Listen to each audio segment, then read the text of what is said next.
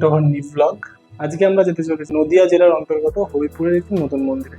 সেখানে গেলে আপনারা পাবেন নিরিবিলি এবং শান্ত একটি পরিবেশ, বলতে পারেন বেলুড় মঠ 2 হবে।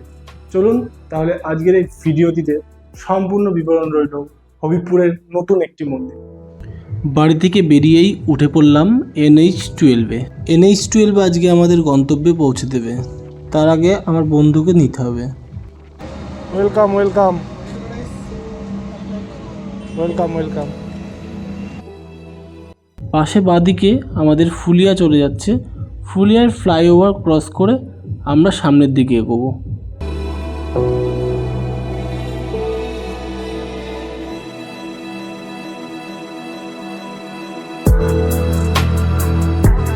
ফুলিয়া পার করে উদয়পুর পেট্রোল পাম্প থেকে আমাদের ফিউল আপটা করে নিতে হবে। আমি অনেকের মুখেই শুনেছি ফুলিয়া উদয়পুর পাম্পে পেট্রোলের গুণগত মান নাকি অনেক ভালো হয়, তবে আমি আজ পর্যন্ত এটা বুঝতে পারলাম না গভর্নমেন্ট যখন তেল সরবরাহ করছে তখন কি এটা হওয়া সম্ভব? এই পাম্পের তেল একটু খারাপ হবে, এই পাম্পের তেল একটু ভালো হবে, এটা কি সম্ভব? আপনাদের কি মনে হয়? যদি আপনাদের কিছু মনে হয় তাহলে কমেন্টে অবশ্যই জানাবেন। ফিউল আপ করে বাঁদিকে হবিপুরের সার্ভিস রোড ধরে আমরা সামনে এগোতে থাকব। তারপরে সামান্য একটু এগিয়েই ফ্লাইওভারের নিচ দিয়ে ডান দিকে টার্ন নেব।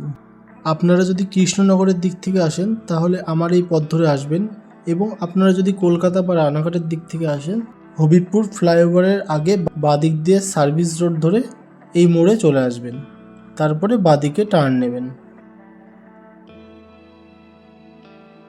টার্ন নিয়েই ডান দিকে আমরা পাবো হবিপুর ইস্কন মন্দির। এই ইস্কন মন্দিরটিকে ডান পাশে রেখে আমরা সোজা সামনের দিকে এগিয়ে যাব। আপনাদের যাতে রাস্তা চিনতে অসুবিধা না হয় সেই জন্য আমি ভিডিওটি স্কিপ না করে সম্পূর্ণ মন্দির পর্যন্ত পৌঁছবো।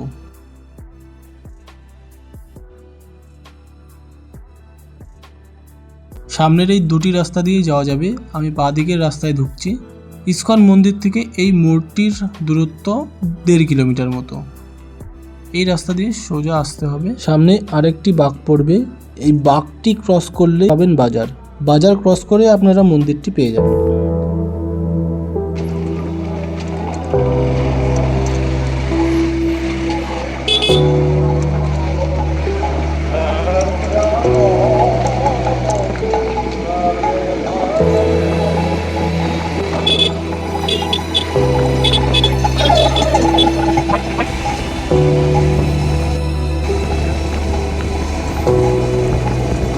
চলে এসেছি আমরা মন্দিরের সামনে। এখান থেকে আমাদের ডান দিকে ঘুরতে হবে।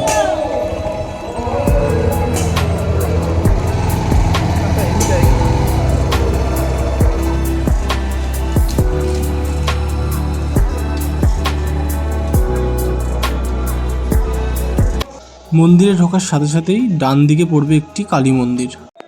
মন্দিরে চলে এসেছি। প্রথমে ডান দিকে দেখতে পারবেন শ্রী গুরু জন্মভূমি মন্দির। এখানে সমস্ত ডিটেলস আছে এবং লেখা আছে কটা অবধি খোলা থাকবে কি না থাকবে। বিকেল 4টে থেকে 7:30 এবং সকালে 8টা থেকে 11:30 পর্যন্ত।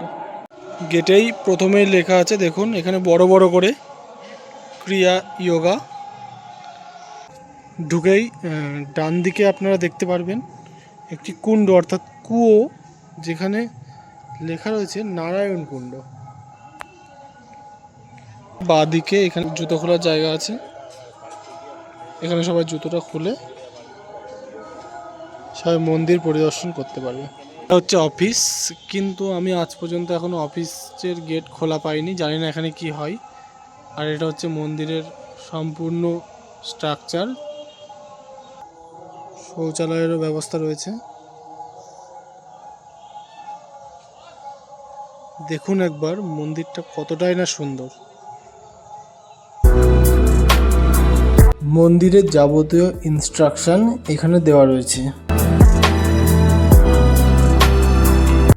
এই জায়গায় যে আসল অনুভূতি, আপনাদেরকে রিকোয়েস্ট করব আপনারা একবার সন্ধ্যাবেলায় আসুন। এমন নয় সন্ধ্যাবেলাতেই আসতে হবে, আপনারা যদি দিনের বেলাতেও আসেন তাও এই নিরিবিলি পরিবেশ থাকবে। আপনারা প্রথমেই দেখেছিলেন এখানে লেখা ছিল 15 মিনিট থাকতে পারবেন। এটা একদমই ভুল কথা। আমি এর আগে বহুবার এসেছি, আমি 30 মিনিট, আধা ঘন্টা, 1 ঘন্টা অনেক সময় কাটিয়েছি। সো আপনারা এসে অনেকক্ষণ থাকতে পারবেন, অনেকক্ষণ কাটাতে পারবেন। এখানে কেউ সেরকম কিছু বলার কেউ।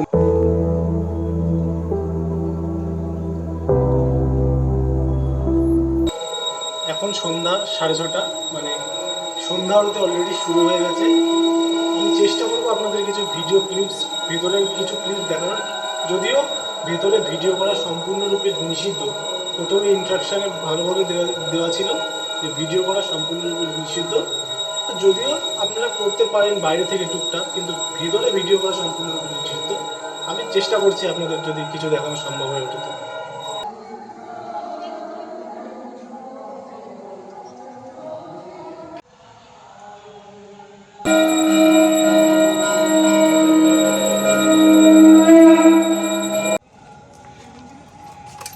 তাহলে ঘোরা কমপ্লিট। এই হলো মোটামুটি ভালো, খুবই সুন্দর। কিরম ঘুরলি? অসাধারণ অসাধারণ। আপনাদের আমি বলছি আপনারা একবার আসুন, এসে মন্দিরটা একবার পরিদর্শন করে যান, দেখুন মানে আপনাদের মনটা পুরো শান্ত হয়ে যাবে, শান্ত। চলুন বাড়ি যাওয়া যাক। আরে দাঁড়ান, ভিডিও ছেড়ে চললেন কোথায়? আসুন আপনাদের সাথে একটা সুন্দর মানুষের পরিচয় করিয়ে দিই। এরকম করতে করতে কলকাতা থেকে ডুয়ার্স, দার্জিলিং, গ্যাংটক, এখন ডেস্টিনেশন কোথায়? এখন ডেস্টিনেশন শান্তিপুরে, দেখি যদি লজ পাওয়া যায়। না মানে ফাইনাল ডেস্টিনেশন ভুটান পর্যন্ত। ভুটান, আচ্ছা আচ্ছা, বাবা। দার্জিলিং, গ্যাংটক, ডুয়ার্স, আচ্ছা, ভুটান। ভালো লাগলো দেখে। বৃক্ষরোপণ করতে করতে যাবো। এটা সমাজের প্রতি একটা বার্তা এবং আমাদের ছোট্ট প্রয়াস। অবশ্যই।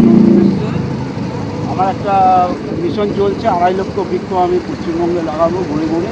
টোটাল পশ্চিমবঙ্গে? হ্যাঁ, তার মধ্যে 500 বৃক্ষরোপণ আমি কলকাতায় করেছি। কলকাতারই ছেলে, যাদবপুরে বাড়ি। আচ্ছা, তো শুরু হয়েছে কবে থেকে জাননি? এই জার্নি আমি রোববার শুরু করেছি। রোববার সোমবার দুদিন কলকাতায় ক্যাম্পিং করেছি। কালকে কলকাতা থেকে বেরিয়ে এসেছি। কালকে নৈহাটিতে ছিলাম, আজকে দেখি কোথায় থাকা যায়। আচ্ছা আচ্ছা, এই হচ্ছে ব্যাপার। ভালো লাগলো। শেয়ার করবেন। অবশ্যই। আমরা এরকম কথা বলছি, এটাই ভালো লাগছে। একদম একদম। আমার নাম দেবু পাল, আমি কলকাতার ছেলে। থ্যাংক ইউ আপনাকেও, কেননা এটা আমাদের সঙ্গে আপনাদের সঙ্গে সবারই কর্তব্য। অশেষ অশেষ ধন্যবাদ। একদম। শান্তিপুরে লজ পাবো দাদা? হ্যাঁ, শান্তিপুর অ্যাভেলেবেল। স্টেশনের কাছে পৌরসভার লজ আছে, আপনি স্টেশনের কাছে গিয়ে একদম খোঁজ করবেন, পেয়ে যাবেন অ্যাভেলেবেল, দামও কম। আমরা যেখানে দিনের পর দিন গাছ কেটে চলেছি, বড় বড় বিল্ডিং করে চলেছি, সেখানে একটা মানুষ কলকাতা থেকে ভুটান পর্যন্ত যাবেন 2.5 লক্ষ গাছ রোপণ করতে করতে। তার নাকি 50,000 গাছ অলরেডি রোপণ করা হয়ে গেছে। আপনাকে অসংখ্য ধন্যবাদ, আপনাকে সেলুট জানাই। আজকের ভিডিওটি আমি এখানে শেষ করছি। ভিডিওটি ভালো লাগলে অবশ্যই লাইক করবেন, একটি কমেন্ট করবেন, আর পাশে থাকতে সাবস্ক্রাইব করবেন। ধন্যবাদ।